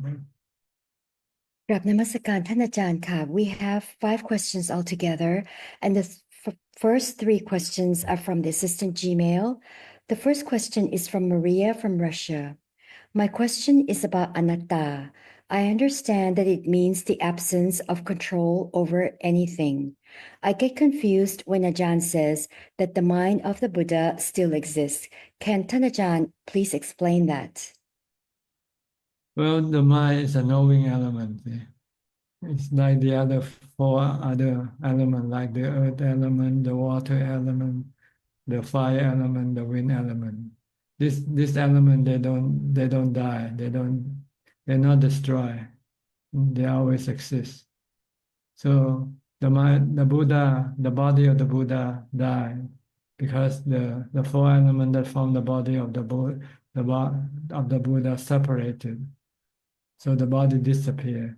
But the mind, which also separate from the body, can still exist alone by itself. What exactly is meant when we say that there's no permanent self in us? So what exists then? There's no self whatsoever, not just permanent or temporary self. The mind is a knowing element, like the earth element. The earth element has no self. The water element has no self. The wind element has no self. The fire element has no self. So too is the knowing element, has no self. It's just an element, but it has the ability to think. And this thinking is deluded. We start to create a fiction self by delusion. To think that the mind itself is a self, but there's no real self. It's just a fictional self created by the thinking of the mind. And what is reborn in the case of ordinary beings? New body. The mind take up new body, like buying a new phone. When your old phone breaks down, you go buy a new phone. That's rebirth. Rebirth of a new phone. Then eventually the new phone will get old, get sick, and die. Then you buy a new phone again. keep changing the phone. So too is the body. This body that you have one day will get old, get sick, and die. Then when you lose this body, the mind loses this body, the mind go get a new body. You're just replacing an old body with a new body. This is what rebirth is about. Isn't the mind some kind of permanent essence that exists in every living creature? And how can we say then that there is no self? Because it's not self. It's just element. Self is just created by the delusion of the mind. It's a fiction. It's like the mind is like a fiction writer. It creates all sorts of characters by just thinking.